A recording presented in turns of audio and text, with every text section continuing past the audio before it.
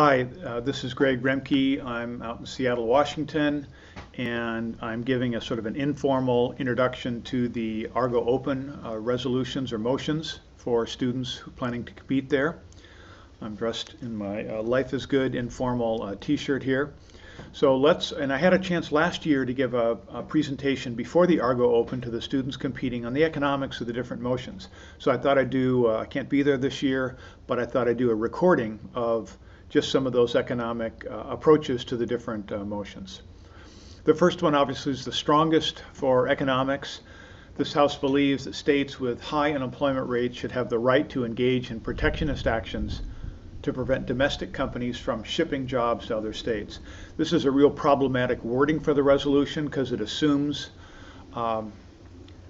that trade causes companies to ship jobs to other states. That'd be a metaphor, of course. They don't actually ship the job, but the claim is that trade leads to outsourcing of jobs. So that's implicit in the wording of the resolution. We'll discuss that. Next, this House believes the government has a duty to provide LGBT schools, and then the last, grassroots democracy does more harm than good. Okay, so let's take a look at those. In this video, I think I'm just going to look at the first one, at the claim of trade protectionist policies as a solution to unemployment rates. So we've got the wording of the resolution. It could alternatively have been worded that states with high unemployment rates should have the right to reduce trade barriers and regulations that hamper job creation. So throughout the European Union, countries have all sorts of trade barriers, and they have regulations that make it hard to start businesses in a country. So for example, if you're in France and you want to expand, if you hire new employees and then business declines, you can't let those employees go. It's very, very cumbersome. So all the efforts by EU countries to protect workers who might lose their jobs that's a two-edged sword. Those same protections from workers hamper workers from being hired. Again, think of yourself as the entrepreneur who started a new restaurant, started a new tech company, and you need people to work for you, but if you formally hire them and then things don't work right, you're on the hook for those workers, and the benefits, retraining benefits or notice. So look at those high unemployment caused by regulatory barriers on business would be the argument. That's the problem in European Union. Hong Kong, if you have a company, you don't need a worker, you can let them go. In the US, they have this legal concept, employment at will, which means you've got a company, you're hiring people, if you don't need them, you can let them go. Now the flip side of that, they can quit. Right, the country western song, take this job and shove it. The employees have the right to leave. Now, for their reputation, they should give notice, 2 weeks, 3 weeks, 4 weeks, some kind of notice. That way, when they go to take another job, the new potential employer has a sense that they have some sense of responsibility and they're not going to just take off one day and not be there the next. Similarly, on the side of the employer, if they get a reputation of cavalierly firing people without reason, workers will be hesitant to work for them in the future. So this voluntary nature of employment is one of the keys to keeping unemployment rates down. Similarly, issues of the income tax rate, other regulatory barriers are a problem in terms of high unemployment rates. So economists say that's the big issue, regulatory issues and trade barriers. So when countries try to protect their current workers, for example, the United States just put dumping charges on the steel industry, on steel imports. So companies trying to import steel into the US all of a sudden pay something like 60% more than they last did, with the claim that China is dumping steel on the US. The European countries claim the same, England the same. However, if you think about the jobs in the US, there's far more jobs in the auto industry, in the appliance industry, in all sorts of industries, manufacturing industries that use steel. So by bumping the price of steel up 60%, all of a sudden all those companies are less competitive when they look to export their products or compete with products imported from other countries. So these protectionist barriers trying to stop steel jobs, let's say, from being shipped overseas, the claim is, have the unintended consequence of costing jobs in all sorts of manufacturing that uses steel. The U.S. put anti-dumping charges on LG. Used to be Lucky Gold Star. Now it's not Life is Good. It stands for something else. Maybe it's Life is Good. Anyway, LG washing machines made in China, designed in Korea, parts from all over the world. They now face a steep increased tariff, because the Commerce Department's claimed they're being dumped on the U.S.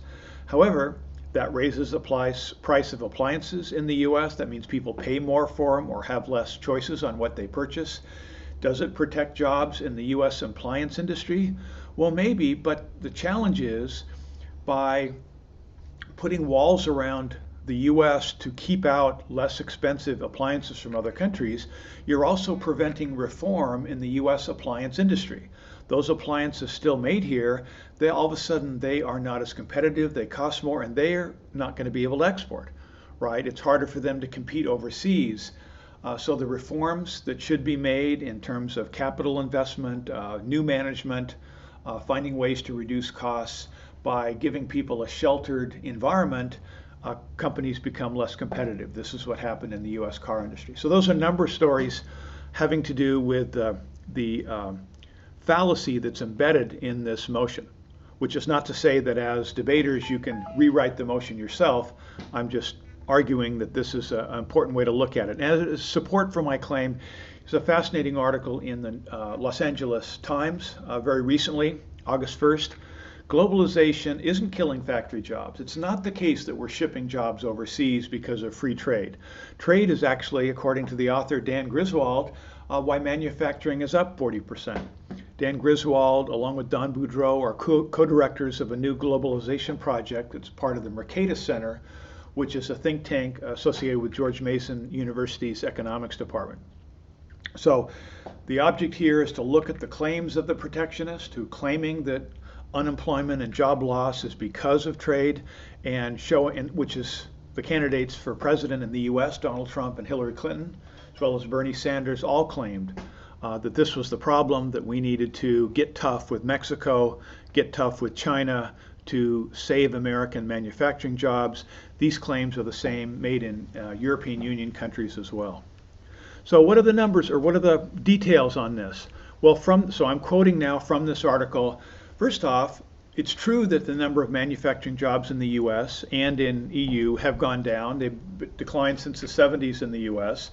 However, at the same 20 years that we've gone into the North America Free Trade Agreement, which is U.S. free trade or reduced trade barriers with Canada and Mexico, and that China entered the WTO, which lowered trade barriers with China, the real inflation-adjusted U.S. manufacturing output has gone up 40%.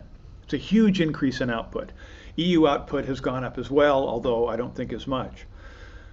So in the U.S., we're producing more stuff, more value with fewer employees. And the reason is U.S. workers are more productive because the technology that they use, the automobile factory, assembly lines, has got less guys riveting and more computers riveting, and you've got people that are programming the computers and designing the systems.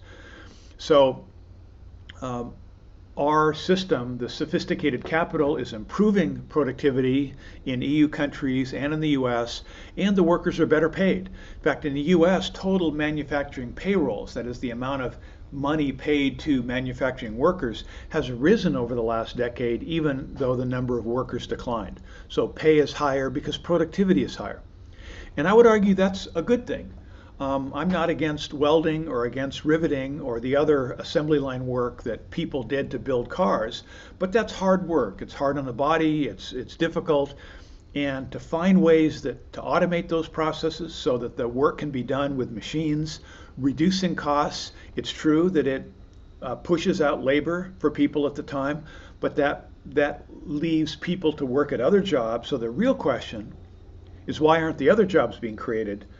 Not so much why are jobs lost when we have machines do coal mining or machines do riveting. So a few more numbers on this. This is continued from this LA Times quote. Productivity growth has caused 85% of the job losses, according to a study cited in the article. So 80% of the 85% of manufacturing jobs lost between 2000 and 2010 were from manufacturing efficiencies. And again, it's 5.6 million jobs lost. But that same period, only 13% were because of trade.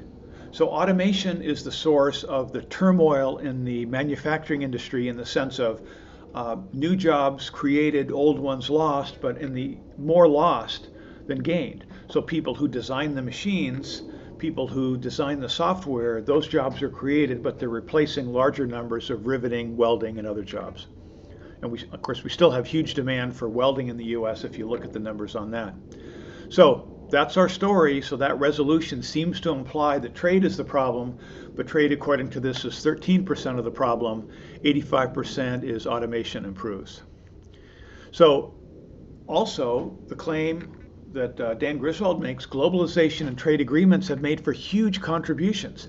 So the manufacturing success in the US, and I would argue also in European Union countries, is mixed in with imports and exports. It's supply chain innovations.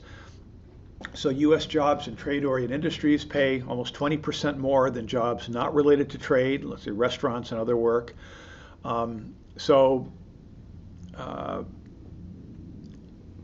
The key point here, being part of this global supply chain allows US companies to import parts that go into finished parts that are exported. So more than half of what Americans import each year is not just consumption from stuff produced cheaply by overseas to consume, but for production, right? So the stuff we put in our gadgets, we import it, but we make the gadgets and we export them. So US cars that are made, we have a thriving US car industry in the South with BMW and Mercedes. In a sense, they've outsourced their manufacturing to the US, just as some US companies like Ford build in Mexico. But Korean companies, Japanese companies, German companies, French companies are building in the US, but the parts that go into those cars, some of them come from Canada, some from China, some from Italy. So the supply chain integration has led to lower costs and higher quality products.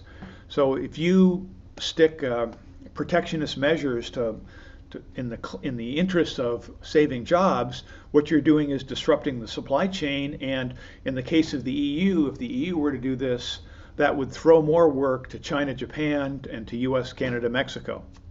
Okay, that's the story there.